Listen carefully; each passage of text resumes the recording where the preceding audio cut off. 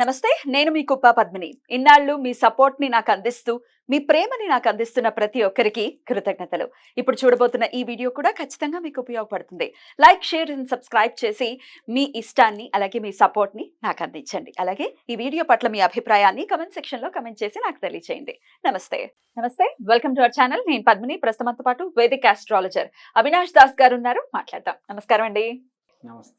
అవినాష్ గారు, యాంగర్ అనేది అంటే కోపం అనేది డెఫినెట్ గా చాలా చాలా మేజర్ ఇంపాక్ట్ చూపిస్తుంది జీవితాల్లో. ఒక్కొక్కసారి ఒక రిలేషన్ కట్ అయిపోవచ్చు. అసలు జీవితం ఇంకా ఎదుగుదల లేకుండా చేసేటటువంటి పరిస్థితిని కూడా తీసుకొస్తుంది కోపం. ఒక్కొక్కసారి ఆ ముద్ర పడిపోయిందే, తిక్క వెధవ వాడి జోలికి వెళ్ళొద్దు, వాడి కోపం ఎక్కువ అని అంటారు. శాంతంగా ఉన్న వాళ్ళతోటే సఖ్యంగా ఉండటానికి ట్రై చేస్తారు కదా. అందుకే అంటారు కదా పెద్దవాళ్ళు, తన కోపమే తన శత్రువు అని. ఊరికే అనలేదు. మరి ఈ యాంగర్ ఇష్యూస్తో ఇబ్బంది పడుతున్న వాళ్ళు, అందులో ఈ జనరేషన్ పిల్లల్ని చూస్తూ ఉంటే, ఇప్పుడు టీన్స్లో ఉన్న పిల్లలు, 16, 17 అట్లా ఉన్న పిల్లలు, 18లో ఉన్న పిల్లలు అయితే అసలు వాళ్ళకి ఊరికే చీటికి మాటికి కోపం వచ్చేస్తుంది. అసలు ఇంక పేరెంట్స్ ఏదైనా చెప్తున్నారంటే వాళ్ళకి చిరాకు, కోపం ఇట్లాంటివి అబ్జర్వ్ చేస్తున్నాం. ఎందువలన దీన్ని ఎట్లా కంట్రోల్ చేయాలి పిల్లల్ని అనుకోవచ్చు. ఇక భర్త అస్తమానం మమ్మల్ని తిడతాడండి, ఆయనకు చాలా కోపం అండి, ఇట్లా అంటుంటారు. ఆడవాళ్ళు కూడా, భార్యలు కూడా అలాగే ఉంటారు. మరి ఈ కోపాన్ని కంట్రోల్ చేసుకోవాలని అంటే ఏం చేయాలి? కోపం మన కోపం ఎందుకు వస్తుంది అసలు? కట్టలు తెంచి విపరీతమైన కోపం వచ్చేస్తే ఇట్లా సైక్ అయిపోతారు. ఏంది రీజన్ అంటే చెప్తాను. ఫస్ట్ ఆస్ట్రాలజికల్గా రీజన్ చెప్తాను. మనకు ఎన్ని నక్షత్రాలు ఉన్నాయని ఎవరిని అడిగితే ఏం చెప్తారు? 27 చెప్తారు. కానీ నిజంగా 27 కాదు, కొన్ని లక్షల కోట్ల నక్షత్రాలు ఉన్నాయి. రాత్రిపూట మీరు ఆకాశం చూస్తే కనిపిస్తుంది కదా. అవన్నీ కన్సిడరేషన్ లోకి రావు. కానీ ఒక్కొక్క నక్షత్రానికి, ప్రతి నక్షత్రానికి ఒక పేరు ఉంది.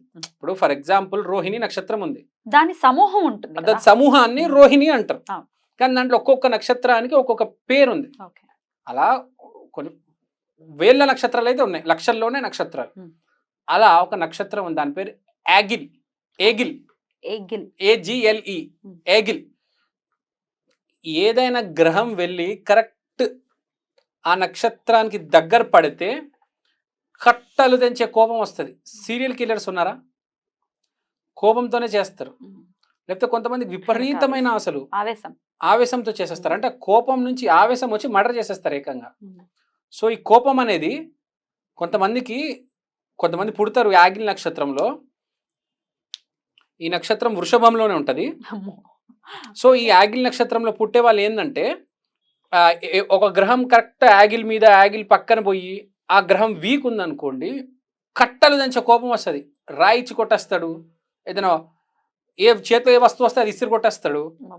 అసలు ఆలోచించాడు. ఇప్పుడు జైల్లో ఉన్న వాళ్ళు చాలా మంది 95% అదే నక్షత్రం ఒక గ్రహం అయితే పక్కా ఉంటది. ఈ యాగిల్ నక్షత్రం అనేది ఏదైనా ఉండొచ్చా? చంద్రుడు గానీ సూర్యుడు ఏదైనా ఉండొచ్చు. ఇంకా పిచ్చి చేసేస్తుంది. అంటే డిప్రెషన్ లోకి తోసేస్తుంది. లేకపోతే మెయిన్ గా పిచ్చి మెంటల్ వచ్చేస్తుంది. ఆ మెంటల్ నుండి చంపేస్తాడు. లేకపోతే వస్తువులు ఇసరడం. అంటే ఆ గ్రహం కొంచెం స్ట్రాంగ్ ఉందనుకోండి, 50-50 అట్లా. సో బేసిక్గా ఈ యాగిల్ నక్షత్రం ప్రాబ్లమ్స్ ఇవన్నీ మొత్తం ఈ సమస్త సృష్టిలో మనకి ఏ ప్రాబ్లం లేదు. ఏ నక్షత్రం కరెక్ట్ ఈ నక్షత్రంలో కనుక బై ఛాన్స్ ఆ గ్రహం పడింది, అక్కడ పరిస్థితి బాగాలేదు, ఆ రోజు ఆ గ్రహబలం లేదు, ఆ నక్షత్రం పడింది కాడు, అయిపోయాడు. ఇంకా కోపం, ఆడికి విపరీతమైన కోపం. ఆడ కెరియర్ ఆకాశంలో ఉండొచ్చు, ఆడ కానీ పర్సనల్ లైఫ్ మొత్తం స్పాయిల్ అయిపోతుంది. చూస్తుంటాం కూడా స్పాయిల్ అయ్యే పరిస్థితి ఉంటుంది. ఇట్లా కోపంతో ఉంటే యాంగర్ ఇష్యూస్ ఉంటే ఎవడు టాలరేట్ చేస్తాడు? అది కూడా టాలరేట్ చేస్తాడు, బయట పోమంటాడు. సో చెప్పలేము. అది మనం ఇప్పుడు చాలా మందిని చూస్తూ ఉంటాము. ఉండొచ్చు, ఒక ఆస్తి ఉండొచ్చు పుట్టుకతోనే, చెప్పలేము. కానీ విపరీతమైన కోపం ఉంటుంది, సొసైటీ రిజెక్ట్ చేసేస్తుంది ఏకంగా, ఆబ్వియస్లీ. సో ఈ నక్షత్రంలో పుట్టిన వాళ్ళకి ఈ ప్రాబ్లం ఉంటుంది.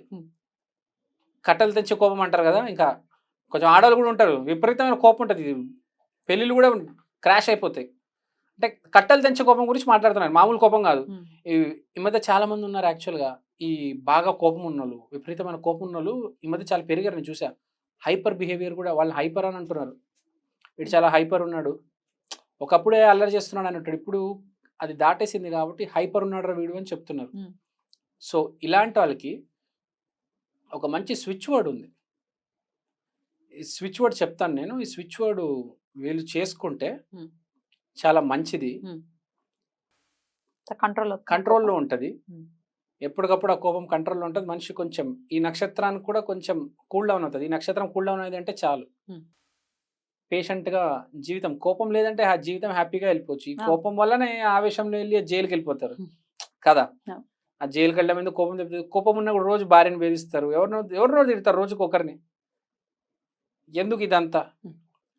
ఈ ట్రాఫిక్ లో ఉన్నప్పుడు కూడా విపరీతమైన కోపం ప్రదర్శిస్తూ కొంతమందికి ఉంటారు. వచ్చేస్తూ ఉంటది, విపరీతంగా హార్న్ కొట్టేస్తూ ఉంటారు. హార్న్ కొడతారు, బండబూతులు తిట్టుకుంటూ ఉంటారు, కొంతమంది కొడతారు ఆపి ఘోరంగా. అసలు కరెక్ట్ ఎంత కూడా విచక్షణ ఉండదు. ఉండదు. ఏదో తిట్టుకున్నామా పోయామా అని కాకుండా హాంక్ చేయటం అనుకోవచ్చు, కొట్టేయడం అనుకోవచ్చు, గుద్దేయడం కొంతమంది అయితే. ఏమనాలి అసలు? ఇదంతా దీని ఇంపాక్ట్ అనుకోవచ్చు. ఇంపాక్ట్. ఆ నక్షత్రానికి దగ్గర వాడి గ్రహం ఉంటది, Hmm. ఇంకా అంతే వాడి మైండ్ కట్ చేసేస్తుంది, వైర్లు కట్ అయిపోతాయి. ఏంటది ఆ వర్డ్ ఏంటి? సో ఆ వర్డ్ ఏంటంటే విరోష్. విరోష్. రోజుకి 108 సార్లు చెప్పండి విరోష్. మెయిన్ గా మంగళవారం రోజు చెప్పాలి. మంగళవారం రోజు చెప్పాలి, ఎందుకంటే ఆంజనేయ స్వామి హ్యూమిలిటీ అండ్ కరేజ్.